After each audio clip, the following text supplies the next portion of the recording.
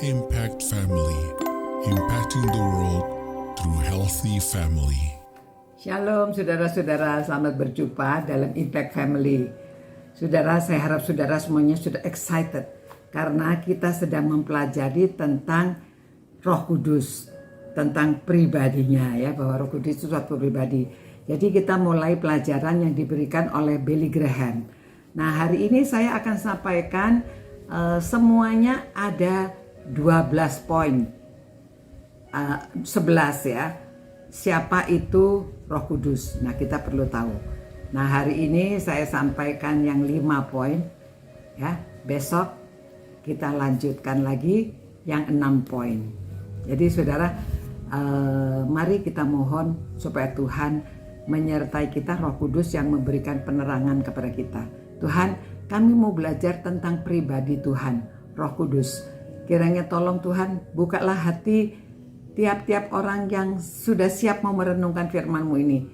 Agar kami dapat membuka hati kami bisa mengerti. Tuhan, beri kami hikmat kebijaksanaan untuk dapat mengingat dan mengerti. Demi nama Tuhan Yesus kami berdoa. Amin. Nah, saudara-saudara, kalau saudara ingin tahu, yang pertama ingin tahu ya, siapakah Roh Kudus itu? Nah, Roh Kudus itu adalah suatu pribadi. Jadi ada orang yang merasa itu suatu kuasa atau itu satu kekuatan, tetapi satu pribadi. Semuanya ada dasar Alkitabnya. Nah, kita lihat saudara ya, bahwa Alkitab mengajarkan bahwa Roh Kudus adalah suatu pribadi. Yesus tidak pernah menyebut Roh Kudus itu sebagai sesuatu. Dalam Yohanes 14, 15, 16 dia selalu membicarakan Roh Kudus itu dengan kata ganti dia, ya, dia. Jadi itu kata ganti orang, bukan suatu kekuatan atau barang. Ya. Dan melainkan satu pribadi. Siapa saja yang pernah membicarakan Roh Kudus sebagai suatu benda membuktikan bahwa orang itu tidak berpengetahuan, ya. Atau mungkin pikirannya kurang tajam ya, atau tumpul. Ini kata Billy Graham ya.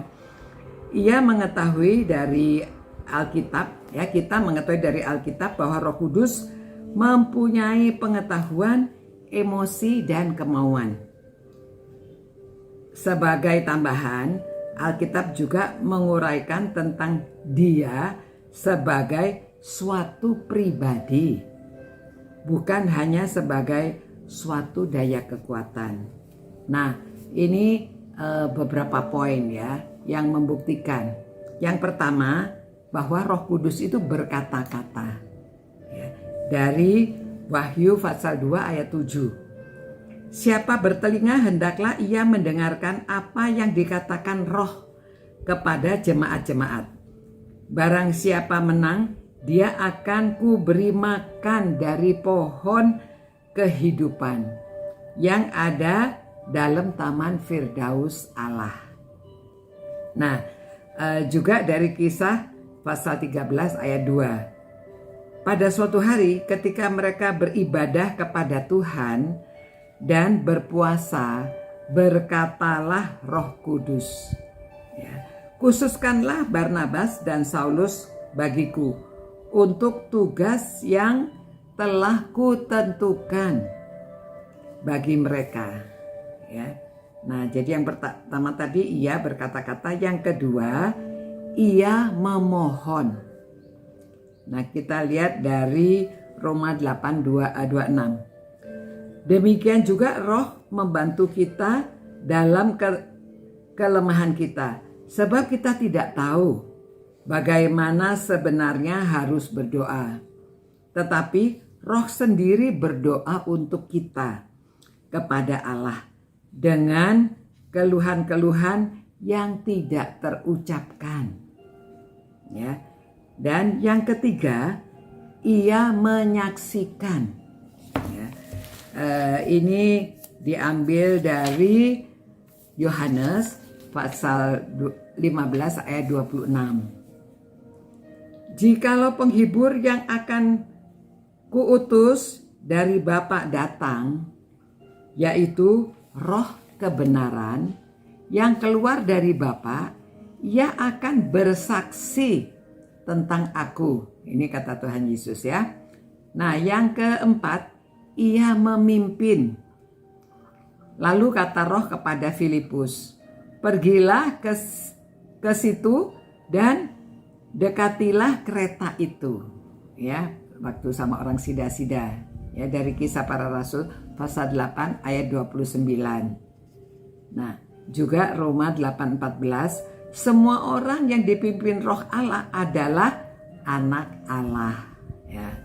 Nah, yang kelima, ia memberi komando. Ya, Roh Kudus itu memberi komando. Ya, diambil dari Kisah 16 ayat 6 dan 7. Mereka melintasi tanah Frigia dan tanah Galatia karena Roh Kudus mencegah mereka untuk memberitakan Injil di Asia. Dan setibanya di Misia, mereka mencoba masuk ke daerah Britinia. Tetapi Roh Kudus, Roh Yesus tidak mengizinkan mereka. Nah, saudara, kita mengingat dulu 5 hal ini. Siapakah Roh Kudus ya? Bahwa dia satu berkata-kata, yang kedua ia memohon, yang ketiga ia menyaksikan, yang keempat ia memimpin, yang kelima ia memberi komando. Ya, hari ini kita mempelajari yang 5 ini dulu. Nanti besok ada lagi 6, kita lanjutkan ya. Tuhan, terima kasih bahwa Tuhan memberikan pengajaran kepada kami supaya kami lebih mengerti Tuhan mengenai pribadi Allah dalam Roh Kudus, supaya kami tidak salah mengerti dan kami mengetahui benar. Urapilah kami semuanya Tuhan, agar kami dapat sungguh mengerti tentang pribadi Roh Kudus. Sertailah semua orang yang merenungkan firman-Mu ini, agar mereka semakin mengerti dan mereka semakin memuliakan Tuhan dan hidupnya semakin dekat dengan Tuhan karena mengenal Roh Kudus. Dalam nama Yesus kami berdoa. Amin. Ya, saudara-saudara, kita merenungkan firman Tuhan, tetapi juga kita belajar.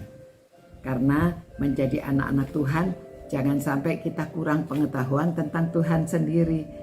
Jadi dengan setia kita belajar. Ya, sudah sejak 3 hari yang lalu, ini hari yang keempat.